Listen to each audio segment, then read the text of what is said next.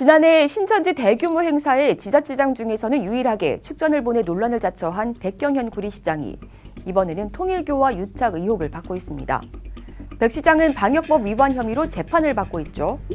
2021년 12월 통일교 행사에 참석해 식사까지 했고 코로나19 확진 판정을 받았는데 동선을 거짓으로 보고한 겁니다. 검찰은 백 시장에게 징역 6월, 집행유예 1년을 구형했습니다.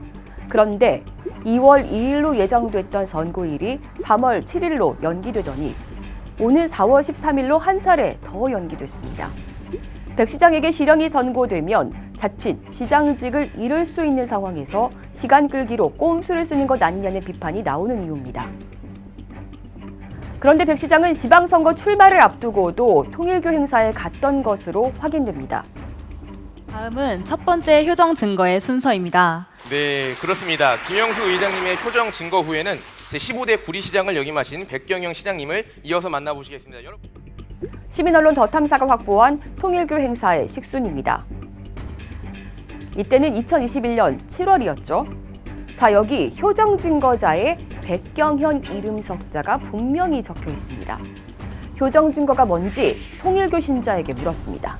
근데 한학자 총재를 이제 메시아, 참모모 메시아로 고백을 하니까 신앙적으로 고백을 하고 있으니까 그런 측면에서 저희들은 효정, 부모를 하나님이 인간이 하나님을 모시듯 저희들 개념 속에서는 양이분을 그렇게 모신다는 개념, 부모를 모시듯이 하나님을 모시듯이 그런 개념이라고 보시면 될 것 같은데요. 효정 증거라고 하면 그 개신교에서 말하는 간증 같은 거라고 보면 될까요? 그렇게 보시면 유사할 수 있죠. 그러면 이제 이렇게 신도들, 교인들이 하는 건 거죠? 그거는 보통.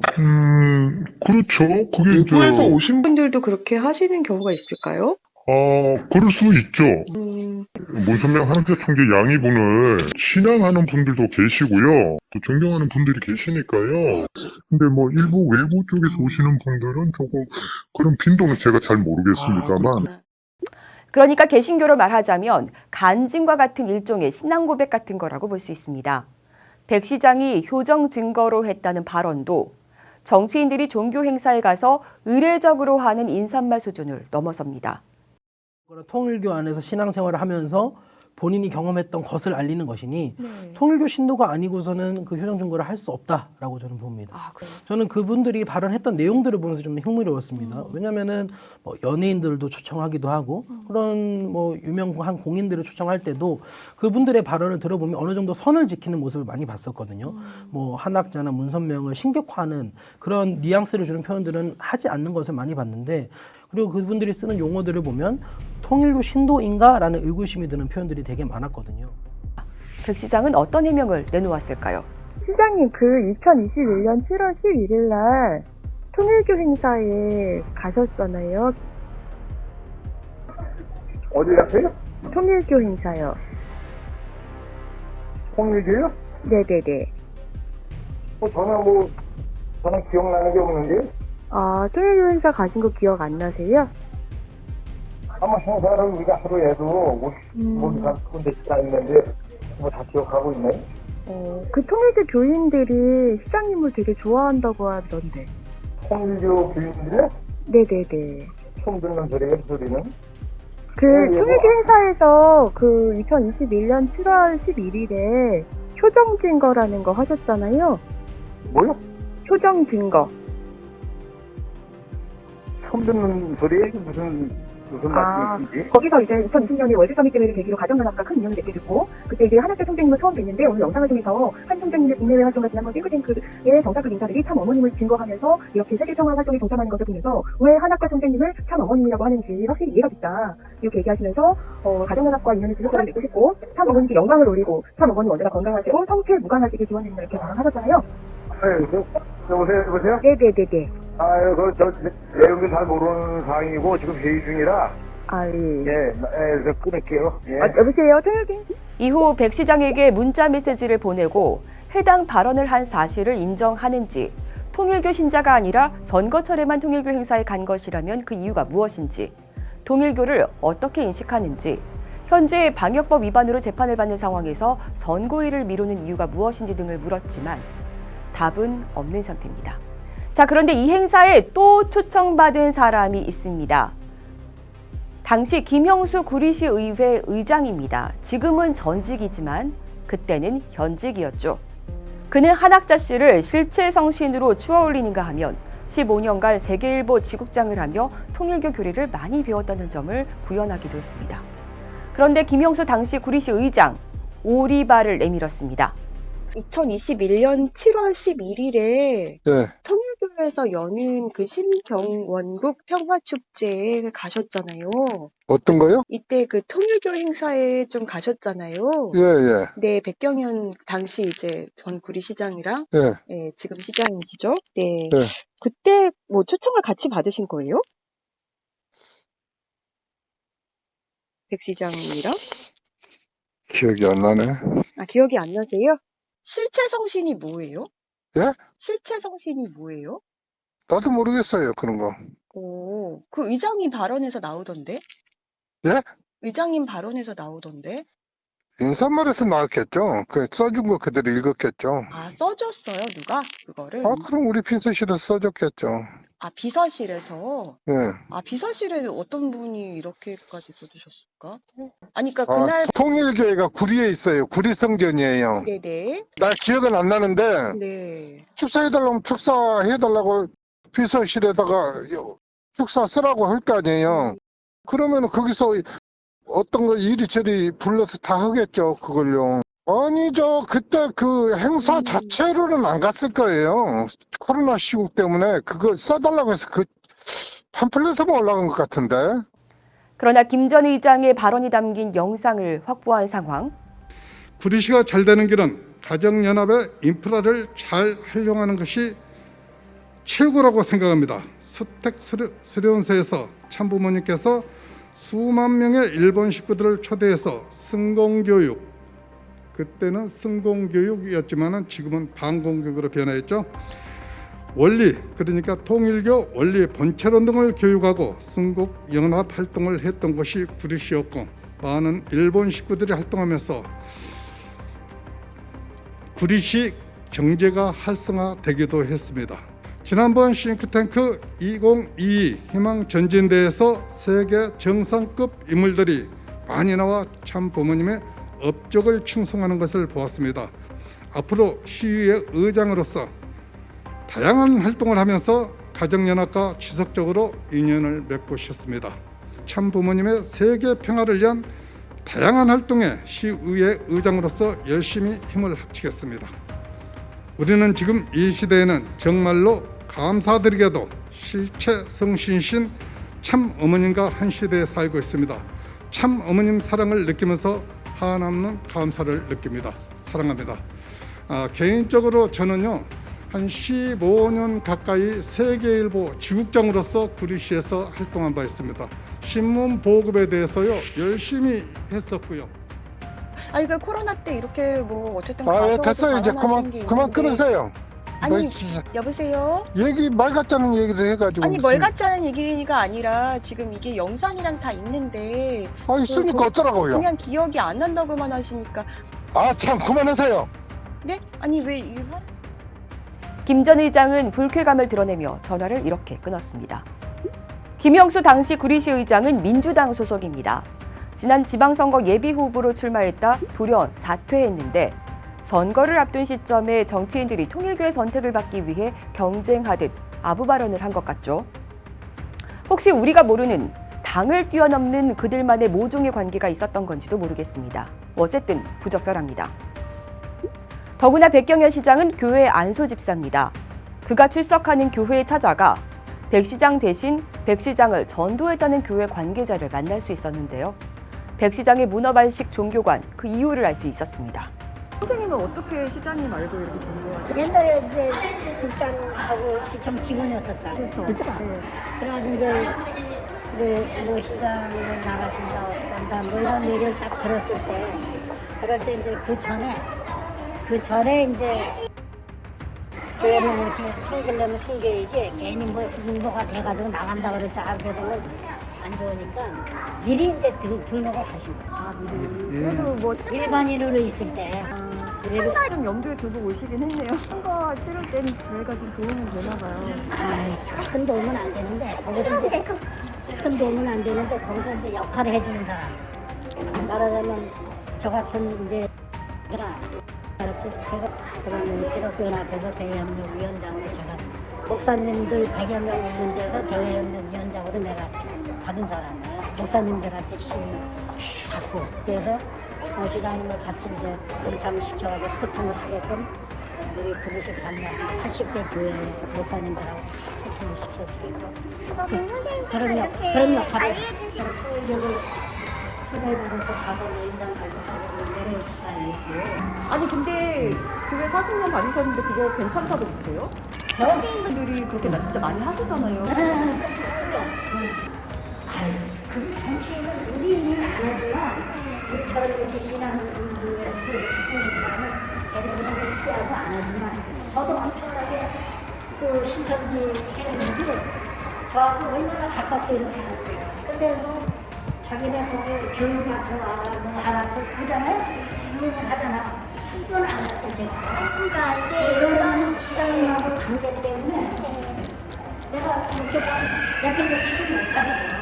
근데 그렇게 정치인들한테 접촉하니 사실 수가 빤하잖아요. 근데 그 효정 증거까지 하셨던 거를 좀 여쭤봐 주시면. 네, 그거는 이제 저거나 해가지고 써놓는데. 직접 올라가셔서 말씀하셨는데? 직접 올라가서 말씀하셨는데. 어디 신천지요? 아니면 서울? 통일교요. 우리 유권자들이 거기 많거든요. 아, 유권자분들이. 그럼요. 그분보다 대통령이 또 몰라요, 사람들은. 종교가 좋은 정치를 할 수 있는 바탕이 되기보다는 정치를 위해 이용되고 또 이용하는 셈입니다. 뭐 통일교 같은 경우에는 다양한 명목으로 이렇게 헌금을 걷어가는 게 많이 있는 것 같아요, 보면은요. 그래서 뭐 조상 회원이라고 해서 뭐 조상의 죄를 씻기 위해서 뭐 헌금을 해야 된다 이런 것도 있었고, 뭐 영감상법이라고 해서 통일교에서 뭐 만들어낸 뭐 굿즈라고 해야 할까요? 그런 물건을 사면은 뭐 죄가 씻어진다라든지 뭐 그런 식으로 헌금을 걷어들이는 명목들이 참 다양했고, 통일교 안에서 최근 들어서 헌금을 좀 과하게 요구하는 일들이 있었는데 뭐 가정당 얼마씩 헌금을 해야 한다라고 할당량을 내주었어요. 근데 그 요금, 그 헌금을 해야 된 금액이 좀 부담이 된다면 나눠서 내게 하는 경우도 있고, 할부로. 네, 할부로. 그리고 뭐 탈퇴자분들 이야기에 따르면은 뭐 그 헌금을 받기 위해서 뭐 지로용지를 집으로 보낸다든지 뭐 이런 게 있다고 합니다. 그래서 제가 통일교를 봤을 때는 가장 큰 문제는 결국엔 돈이구나라는 생각이 가장 많이 들었습니다. 이 통일교가 유독 돈을 성도들에게 많이 강요하는 이유가 있을까요? 제가 봤을 때는 통일교는 결국엔 자신들만의 왕국을 만드는 것이 핵심 목표입니다. 그들의 핵심 교리이기도 하고요. 통일교가 문제가 일어났을 때 어느 정도 좀 묵인이 된다라는 평을 받는 것도 이와 같은 연결고리가 아닌가라고 저는 보고 있습니다. 그런데 이런 피해는 일본에서 더 드러나기도 했습니다. 아베 신조 전 총리의 피살 원인에도 통일교가 있었죠. 통일교 같은 경우에는 오래 전부터 좀 정치권에 유착을 해왔습니다. 예를 들면 1970년도에 통일교에 또 가장 크게 외치는 사상 중에 하나가 멸공, 승공 이런 부분이거든요. 공산 정권과 싸워서 이겨야 된다라는 이런 사상을 가지고 있는데, 그래서 그 사상에 대해서 좀 관심이 있었던 정치인들은 통일교를 이용하기도 했고, 그렇게 정치인들에게 이용당한 통일교는 그것을 기반으로 뭐 교세를 확장하게 된다든지 아니면 자리를 잡는 데 있어서 도움을 얻는다든지 그런 효과를 봤던 것 같습니다. 특히 일본 극우와 굉장히 유착이 심하잖아요. 또 오랫동안 견고하게. 네네네. 제가 봤을 때 통일교와 일본 정치권 간의 유착 관계를 생각해 봤을 때 가장 잘 보여줬던 게 아베 전 총리의 이제 사망 사건이다라고 생각합니다. 사실 통일교는 오래전부터 이제 일본 국가를 어머니 국가다라고 부르면서 통일교에서 일본 국가를 많이 관리를 해왔거든요. 그러면서 일본 안에서 많은 신도들을 또 보유하고 있었고 많은 헌금을 거두어왔습니다.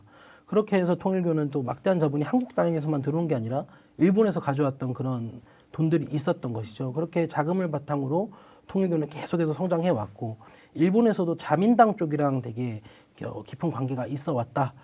이 때문에 기시다 후미오 일본 총리의 지지율은 20%대로 추락하기도 했고, 조기 퇴진 여론까지 들끓을 정도로 당시 통일교에 대한 일본 국민의 분노가 거셌습니다. 또 이런 통일교는 한일 국제결혼을 매우 적극적으로 시켰죠. 한국 내에서는 통일교 2세들의 친일 인식이 사회적 문제로 떠오르기도 했습니다. 제 집 사람도 일본 사람인데, 저는 95년도 이제 저희들은 결혼을 축복 결혼이라고 얘기를 하는데요. 왜냐면 또 여기 한일 가정 자녀들이 많으니까 우리 애들도 다 이중각 접해야 되는데, 그러니까 일본에 대한 어떤 기본적인 관점들은 그렇게 갖고, 양이분을 산부모 메시아로 믿으니까, 그 권능의 메시아 권능으로 저희들은 뭐 축복받았다고 믿고 있는 거죠. 전문가들은 이런 통일교가 한국의 거대한 사이비 종교들의 형님뻘이라며 족보를 제시합니다. 통일교하고 이제 신천지의 관계는 이제 교리적으로 이제 연관성이 있고. 교리적으로요? JMS도 통일교 교리를 차용한 거잖아요. JMS는 정명석은 아예 통일교 교리를 한 70% 정도를 그냥 그대로 갖다가 베껴 쓴 거고, 거기다가 한 20-30% 이제 몇 가지만 갖다 이제 얹은 거고, 신천지는 그 정도는 아닌데 교리적인 연관성이 있게 된 거예요. 통일교의 아류에 있던 사람이 신천지에 들어와서 이만희 교주에게 이제 성경을 조금 들으면서 자기가 알고 있던 걸로 신천지 교리를 다 이렇게 혼합해서 체계화시킨 게 신천지 교리거든요. 요거는 이제 85년경의 얘기고요. 2007년경부터 통일교의 박보희 씨가 이제 여기 연관이 되면서 통일교의 평화를 이제 내세워서 하는 막 세계적으로 문선명이가 돌아다니면서 했던 그런 활동을 했던 게 있거든요. 70년대, 80년대. 그런 통일교 홍보시키 말하는 마케팅 전략을 그대로 신천지에 접목시켜서 2007년, 8년부터 해서 그거를 그대로 통일교 따라하기를 하는 겁니다. 교세는 국내는 신천지가 10배도 더 됐죠. 통일교는 실제로 국내 교세가 약해요. 그런데 일본 쪽에 거의 뭐 20만 이상 있을 거라고 보니까 국내에는 신천지가 훨씬 많고, 재정적인 거는 통일교가 훨씬 많을 수밖에 없는 게 통일교는 기업화돼 있고 신천지는 기업형 사교 집단은 아니니까. 이 신천지랑 통일교랑 좀 그래도 뭐 관계가 나쁘진 않은 거죠, 그럼 지금도? 좋았죠. 서로 이제 상부상조하는 마치 그런 관계였죠. 박보희가 중간에 개입이 되면서 아주 큰 형님뻘이 되는 거죠. 어떻게 보면 이제 크게 놓고 볼 때 이만희한테는 저 문선명은 아주 대선배 격이니까. 이제 족보로 따지자면 이만희 교주가 처음에 몸담았던 그 박태선이라고 하는 전도관의 박태선과 문선명이가 같은 이제 그 시대 동시대에 아주 큰 한국 교회의 이단의 양대 계보를 이루었으니까, 정명석은 문선명 산하에서 가장 성공한 교주, 이만희는 박태선 산하의 후계에 가장 성공한 교주라는 측면에서 JMS 정명석과 신천지 이만희는 어떤 연관이 있다, 이렇게 볼 수 있죠. 조직력과 세를 가진 신천지, 또 자금력을 가진 통일교가 서로 호의적이다. 그런데 각자 자신들의 왕국 건설을 꿈꾸는 이들이 모두 유독 유착된 정치권이 있다면 어떻게 느껴지십니까? 우리가 잘 알다시피 지난 대선에서 신천지가 윤석열 대통령을 조직적으로 지지했다는 신천지 신자들의 증언이 이어졌었죠. 의혹은 통일교도 예외가 아니었습니다. 신자들에게 윤석열 후보를 뽑으라는 문자 메시지가 전송되기도 했는데, 이때 통일교는 개별 소행이라는 취지로 변명했습니다. 문선명과 한학자를 메시아로 추앙하는 종교 집단이라는 점을 고려할 때 얼마나 납득할 수 있는지는 의문입니다. 어찌됐든 윤석열 대통령이 당선된 후 일본에 대한 굴종 외교가 이어지고 있고, 덕분에 추락하던 기시다 총리의 지지율은 반등했습니다. 이 시점에 지난 대선을 앞두고 새벽 예배 설교에서 했던 발언이 곱씹어집니다. 이제 대선을 놓고 누가 하늘 뜻을 받들어서 이 민족을 하늘 앞에 책임할 수 있는 나라로 이끌어갈 것이냐, 5년 연장을 할 것이냐, 앞당길 것이냐를 놓고 여러분이 잘 판단해야 될 것입니다. 알겠어요? 예. 한국 문제는 남북한이 하나 되기 위해서는 주변의 우방을 많이 갖고 있어야 됩니다. 지정학적으로 볼 때 가장 가까운 일본은 한국에 피해를 준 문제가 많은 나라입니다. 그러나 그 나라를 통해서 신통일 한국, 신통일 세계를 이룰 수 있다면 품을 수 있는 아량이 있어야 하는 것입니다.